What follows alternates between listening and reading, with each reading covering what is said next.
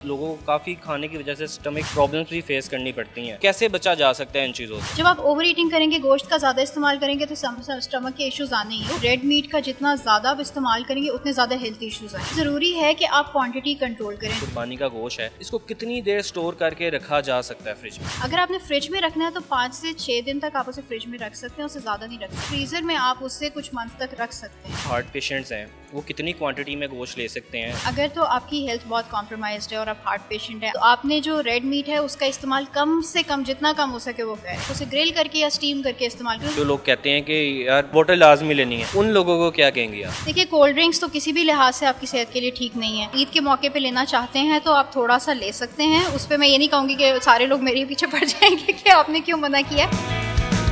अस्सलाम वालेकुम नाज़रीन, मैं हूं आपका मेज़बान एहसन ज़फ़र और आप देख रहे हैं पब्लिक न्यूज़। नाज़रीन, बकरा ईद में लोग गोश्त बहुत ज़्यादा खाते हैं जिस वजह से उनको स्टमक प्रॉब्लम्स काफ़ी फेस करनी पड़ती हैं। हमारे साथ मौजूद हैं न्यूट्रिशनिस्ट सारा फ़ारूकी। इनसे बात करेंगे और जानेंगे कि गोश्त की कितनी क्वांटिटी आपको रखनी चाहिए, कितनी क्वांटिटी में गोश्त खाना चाहिए आपको, और गोश्त कितनी देर स्टोर करके रख सकते हैं आप फ्रिज में। तमाम तर बातें जानते हैं सारा फ़ारूकी से। अस्सलाम वालेकुम। वालेकुम सलाम, कैसे हैं आप? अल्हम्दुलिल्लाह। मुझे बताइएगा कि ये गोश्त जो है इसको लोगों को काफ़ी खाने की वजह से स्टमक प्रॉब्लम्स भी फेस करनी पड़ती हैं, तो कैसे बचा जा सकता है इन चीज़ों से?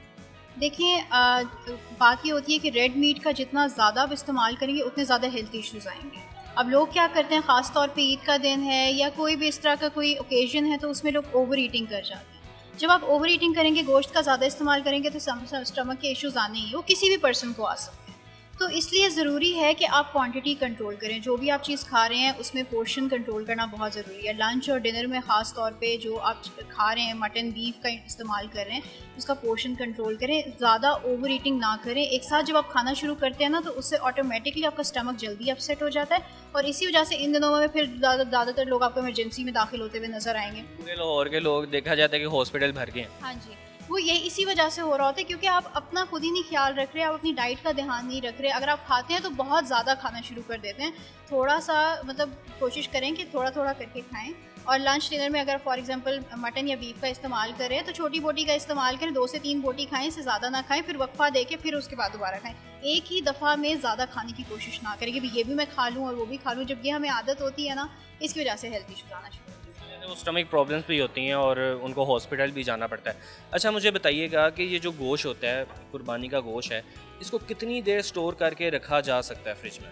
देखिए, सबसे पहले तो ये है कि आपने अपना गोश्त अपने कुर्बानी कर ली, उसके बाद आपने उस गोश्त को साफ़ कर लिया, उसके बाद आपने इसे स्टोर कर दिया फ्रिज के अंदर। अगर आप उसे ये एक चीज़ देखी जाती है कि लोग उसको वॉश नहीं करते, वो वैसे ही फ्रीज़ कर देते हैं। इस हवाले से भी बताइएगा कि इसमें भी कोई नुकसान उठाना पड़ सकता है?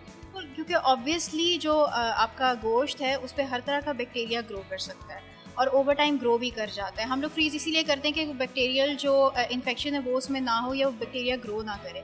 अगर आपने फ्रिज में रखना है तो 5 से 6 दिन तक आप उसे फ्रिज में रख सकते हैं, उससे ज़्यादा नहीं रख सकते। मैं तो कहूँगी 4 से 5 दिन रखें, उससे ज़्यादा ना रखें। उसके अलावा अगर आप उसे फ्रीज़ कर रहे हैं, फ्रीज़र में आप उससे कुछ मंथ तक रख सकते हैं। अच्छा, मुझे बताइएगा जो हार्ट पेशेंट्स हैं वो कितनी क्वांटिटी में गोश्त ले सकते हैं? बड़ा और छोटा गोश्त होता है, वो कितनी क्वांटिटी में उसको इस्तेमाल कर सकते हैं? देखिए, अगर तो आपकी हेल्थ बहुत कॉम्प्रोमाइज्ड है और आप हार्ट पेशेंट हैं, आपके जो कोलेस्ट्रॉल है, ट्राइग्लिसराइड लेवल्स हैं, ऑफ द चार्ट्स हैं कि मतलब आपने कंट्रोल करना ही करना है, तो आपने जो रेड मीट है उसका इस्तेमाल कम से कम जितना कम हो सके वो करें। ख़ास तौर पे ईद के दिनों में भी बहुत ज़्यादा कंट्रोल करने की ज़रूरत है। वो भी इस तरह से कि जो आप गोश्त यूज़ करें उसकी चर्बी अलग कर दी जाए, लीन मीट का इस्तेमाल किया जाए। चर्बी अलग करके आप उसे ग्रिल करके या स्टीम करके इस्तेमाल करें, उसे फ्राई करके ना यूज़ करें। जब आप फ्राई करेंगे ऑटोमेटिकली उसमें फ़ैट कंटेंट इंक्रीज़ हो जाएगा। आपने फ्राई नहीं करना, आपने उसे ग्रिल करना है या फिर आप उसे स्टीम करके इस्तेमाल कर सकते हैं, लेकिन वो भी बहुत कम क्वांटिटी में यूज़ करें। और कोशिश करें कि मतलब उसके साथ कोई जो है आप सैलड्स वगैरह या इस तरह की चीज़ें ज़्यादा से ज़्यादा क्वांटिटी में यूज़ करें। अब इसका एक बहुत बड़ा जो फ़ायदा होता है जो मैं आपकी तमाम ऑडियंस के साथ शेयर करूँगी कि जब भी आप गोश्त के साथ या किसी भी चीज़ के साथ वेजिटेबल्स का इस्तेमाल करना शुरू होते हैं ना, तो उसके अंदर जो मौजूद आयरन है वो बहुत अच्छे तरीके से एब्जॉर्ब होता है बॉडी में, क्योंकि आपके वेजिटेबल्स में आपको विटामिन सी भी मिलता है, तो वो आपकी जो है ना एब्जॉर्प्शन बहुत अच्छी कर देता है। तो जितनी ज़्यादा क्वांटिटी में आप वेजिटेबल्स का इस्तेमाल करेंगे आपका पेट जल्दी फिल हो जाएगा और फिर आप गोश्त का इस्तेमाल कम करेंगे। कई लोगों का यूरिक एसिड भी भर जाता है, तो वो कितनी क्वांटिटी में गोश्त ले सकते हैं कि ये वो बिल्कुल भी नहीं ले सकते? देखिए, कोशिश तो यही करें कि ना लें। क्योंकि ख़ास तौर पे अगर आपका बहुत ज़्यादा बढ़ा हुआ है तो फिर तो बिल्कुल भी नहीं अलाउड कि आप ना ही लें तो ज़्यादा बेहतर है। और ऐसी तमाम चीज़ें जिनकी वजह से यूरिक एसिड आपका इंक्रीज़ होता है वो आप जो है कंट्रोल करें। आप फ़िश चिकन का इस्तेमाल कर सकते हैं लेकिन वो भी कम क्वांटिटी में इस्तेमाल करें, रेड मीट का यूज़ ना करें। तो अगर आपका कंट्रोल्ड है उस सूरत में भी आप जो है कम क्वांटिटी में यूज़ करें। फॉर एग्जांपल ये जो हम लोग खाते हैं ना निहारियाँ और इस तरह की चीज़ें जो हम लोग पाए शायद निहारियाँ और ख़ास तौर पे पाए लोग बड़े शौक से खाते हैं, उस हवाले से बताएं कि उनको क्या करना चाहिए। देखिए ना खाएं तो ज़्यादा बेहतर है, लेकिन अगर आपका बहुत ज़्यादा दिल कर रहा है तो क्वांटिटी कंट्रोल करें। सारी गेम ही क्वांटिटी की है। हम लोग का बस नहीं चल रहा होता कि हम सारा का सारा, अगर वो बड़ी डोंगा अगर हमारा बना हुआ तो हम सारा का सारा खा जाए। तो आपने एक प्लेट अगर बनाई है अपने लिए तो वही खाएं, उससे ज़्यादा बार बार फिल ना करें, रीफिल ना करें, और जो है एक ही रोटी उसके साथ यूज़ करें। जिन लोगों को ब्लड प्रेशर है उनको क्या कहेंगी कि वो किन किन चीज़ों का ख्याल रखें। देखिए अगर आपका बीपी आउट ऑफ कंट्रोल है तो उस सूरत में भी ख़ास तौर पे ज़रूरी है कि नमक वगैरह का इस्तेमाल ना किया जा रहा हो। ख़ास तौर पे जब हम लोग ये चीज़ें बनाते हैं, हम लोग इनमें जो मसाले लगाते हैं, मतलब आप गोश्त जो कोई भी ले लें, आप मटन लें या बीफ लें, आप उसको मसालों से भर देते हैं, उसके बाद जाके उसे फ्राई करते हैं, उसमें नमक की क्वांटिटी भी इंक्रीज़ हो जाती है, तो वो आपकी सेहत के लिए अच्छा नहीं है। और बीपी के लोगों के लिए तो बिल्कुल भी अच्छा नहीं है। उनके लिए रेड मीट भी उतना ही ज़्यादा ख़तरनाक है अगर वो इस तरह से यूज़ करते हैं। तो इसलिए बेहतर है उसको स्टीम करके यूज़ कर लें या ग्रिल करके आप उसको इस्तेमाल कर लें, वो ज़्यादा बेहतर है। बारबेक्यू भी आप जो है जैसे घर में करते हैं वो भी आप यूज़ कर सकते हैं, लेकिन क्वांटिटी कंट्रोल करके आप यूज़ कर सकते हैं। अच्छा, कुछ लोग ऐसे होते हैं जो लोग कहते हैं कि यार कोक के बगैर तो मेरा मतलब मुझे हज़म ही नहीं होगा, वो तो लाजमी साथ मैंने पीनी है या बोतल लाजमी लेनी है, तो उन लोगों को क्या कहेंगे आप। देखिए कोल्ड ड्रिंक्स तो किसी भी लिहाज से आपकी सेहत के लिए ठीक नहीं है, लेकिन ख़ासतौर पे अगर आप ईद के मौके पे लेना चाहते हैं तो आप थोड़ा सा ले सकते हैं। उस पे मैं ये नहीं कहूँगी कि सारे लोग मेरे पीछे पड़ जाएंगे कि आपने क्यों मना किया, तो आप ले सकते हैं लेकिन कम क्वांटिटी में आप अगर लेना चाहते हैं, सिर्फ ईद के दिनों में, वरना डेली बेसिस पे इसको अपना हैबिट ना बनाएं। अच्छा, बकरा ईद का मौका है तो लोगों को क्या कहेंगी, क्या मैसेज देंगी, किन किन चीज़ों का ख्याल रखना चाहिए इस मौके के ऊपर, उस हवाले से बता दें।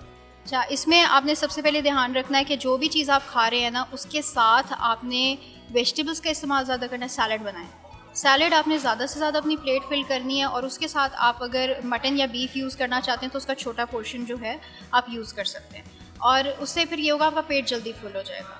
आपने रोटी का भी इस्तेमाल किया है तो चलें आपने एक रोटी साथ में खा ली, उससे भी जल्दी पेट फुल हो जाएगा। आपने सिर्फ ये कि गोश्त की क्वांटिटी कंट्रोल करनी है। वो जो लोग देख रहे हैं जिन्होंने अपना वेट भी लूज़ करना है, वेट भी लूज़ करना चाहते हैं, लेकिन वो गोश्त भी खाना चाहते हैं, ईद का मौका है तो हर कोई चाहता है कि मैं गोश्त खाऊँ, तो उन्हें क्या कहेंगे कि किस तरह आप इसको मील बना सकते हैं जिससे वेट भी ना गेन हो आपका और आप अपना शौक भी पूरा कर लें। देखिए जिन्होंने वेट लॉस करना होता है या मसल गेन करना होता है, दोनों सूरतों में आप लोग रेड मीट का इस्तेमाल कर सकते हैं, कोई बुराई नहीं है। बस यही कि आपने क्वांटिटी देखनी है, आपने हफ्ते में कितना इस्तेमाल करना है आपको ये पता होना चाहिए। एक से दो दफ़ा आप जो हफ्ते में इस्तेमाल करें तो सबसे बेहतरीन है। बाकी डेज़ में आप चिकन फ़िश का इस्तेमाल कर सकते हैं, लेकिन अगर आप रेड मीट का इस्तेमाल करें ख़ासतौर पे ईद के दिनों में, तो आप एक सैलड बोल बना लें। बोल के अंदर जो है ना क्यूब्स काट के आप जो है डाल सकते हैं। मटन है या बीफ है, उसके जो है आप छोटे छोटे क्यूब्स काट के ग्रिल करके या डाल दें, या बारबेक्यू की फॉर्म में जो है उसमें मिक्स करके ऊपर से आप थोड़ा सा ऑलिव ऑयल भी ऊपर डाल सकते हैं, या फिर आप साथ में लेमन थोड़ा सा ऊपर डाल सकते हैं, तो वो उस तरह से आप यूज़ कर सकते हैं। उसके अलावा एक और तरीका ये कि स्टेक की फॉर्म में खा लिया जाए, या स्टेक की फॉर्म में खा लिया जाए, या फिर ग्रिल करके खा लिया जाए, या फिर बारबेक्यू की फॉर्म में खा लिया जाए, लेकिन साथ में आपने सैलड लाजमी इंक्लूड करना है। सैलड लाजमी रखना है। ओके, बहुत शुक्रिया आपका, थैंक यू सो मच। जी, मेरे साथ मौजूद थी न्यूट्रिशनिस्ट सारा फ़ारूकी, इनकी गुफ्तगू आपने मुलाहिज़ा की। इसके साथ ही अपने मेज़बान एहसन ज़फ़र को दें इजाज़त। अल्लाह हाफ़िज़।